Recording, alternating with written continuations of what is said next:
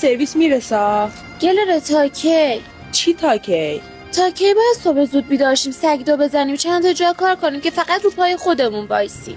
آره ما باید بشینیم خونه. پس کی اجاره خونه رو بده؟ کی خرج زندگیمون رو بده؟ خرج خوراک و لباسمون؟ والا ما بیشتر از پسرای این شهر کار میکنیم، بیشتر زحمت میکشیم فقط به خاطر اینکه به کسی تکیه نکنیم. قدیما میگفتن دختر تو خونه باید مثل شاهزاده باشه، ولی ما شاهزاده نشدیم، هیچ کارگر هم شدیم. آره شاهزاده شدیم ولی بدون قصر، بدون تکیهگاه. یه عده با اسم غیرت ما رو فرستادن تو خیابون و خودشون هنوز تو خونه خوابن. و جالبه همونا یه روزی به ما میگن زن زندگیت باش. ما زن زندگیم، ولی زندگی با ما مردونه تر از همه بودن.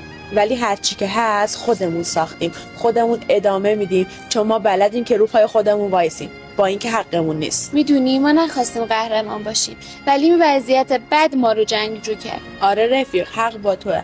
پس قصه نخور.